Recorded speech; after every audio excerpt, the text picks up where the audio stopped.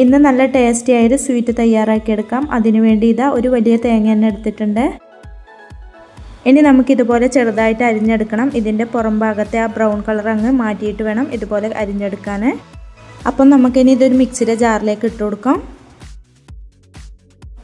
ഇനി ഇതിലേക്ക് 1.5 കപ്പ് ചെറു ചൂടുവെള്ളം ഒഴിച്ചു കൊടുത്തിട്ട് നല്ല സ്മൂത്തായിട്ട് അരച്ചെടുക്കണം.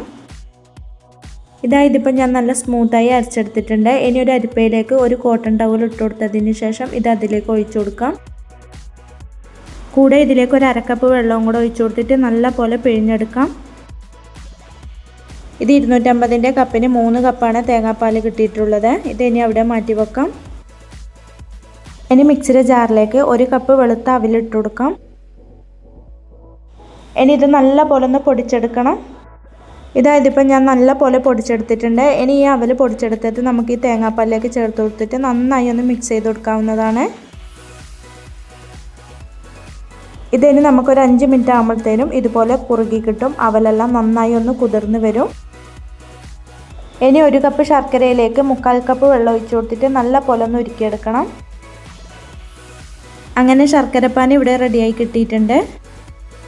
ഇനി മറ്റൊരു കടായി സ്റ്റൗവിലേക്ക് വെച്ച് കൊടുത്തതിന് ശേഷം ഒരു അരിപ്പയിലൂടെ അരിച്ചിട്ട് ഈ ശർക്കരപ്പാനി അതിലേക്ക് ചേർത്ത് കൊടുക്കണം.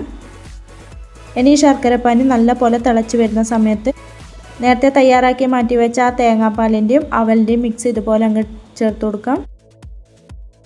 ഇനി ഇത് നല്ല പോലെ ഒന്ന് മിക്സ് ചെയ്ത് കൊടുക്കാവുന്നതാണ്. ഇനി ഫ്ലെയിം മീഡിയം ഫ്ലെയിമിൽ തന്നെ വെച്ച് കൊടുത്തിട്ട് ഇത് കൈവിടാതെ തുടർച്ചയായി ഇതുപോലെ ഒന്ന് മിക്സ് ചെയ്ത് കൊടുക്കാവുന്നതാണ്. ഫ്ലെയിം ഹൈ ഫ്ലെയിമിൽ വെച്ച് കൊടുക്കരുത്. ഇതുപോലെ മീഡിയം ഫ്ലെയിമിൽ വെച്ചിട്ട് വേണം ഇതുപോലെ കുറുക്കിയെടുക്കാൻ. ഒരു 5 മിനിറ്റ് ഇതുപോലെ ഇളക്കി കൊടുത്തതിന് ശേഷം ഇതിലേക്ക് 1/2 ടീസ്പൂൺ ഏലക്കാപ്പൊടി ചേർത്ത് കൊടുക്കാം. വീണ്ടും ഇതുപോലെ തന്നെ തുടർച്ചയായി ഒരു 10 മിനിറ്റും കൂടെ ഇളക്കി കൊടുക്കണം. ഇതുപോലെ കടായിൽ നിന്ന് വിട്ടു വരുന്ന ഒരു പരുവാകുമ്പോൾ ഫ്ലെയിം അങ്ങ് ഓഫാക്കി കൊടുക്കാം. ഇനി ഇത് സെറ്റ് ചെയ്യുന്ന ട്രേയിലേക്ക് അല്പം നെയ്യ് ഇതുപോലെ സ്പ്രെഡാക്കി കൊടുത്തതിന് ശേഷം കുറച്ച് വെളുത്ത വെള്ളം കൂടെ ഇതുപോലെ അങ്ങ് വിതറി ഇട്ട് കൊടുക്കാം. ഇനി ഈ മിക്സ് ഇതിലേക്ക് നമുക്ക് ചേർത്ത് കൊടുക്കാം.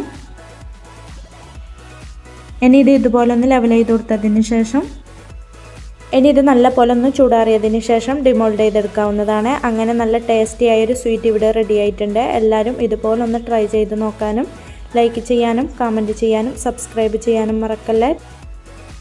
Thank you for watching.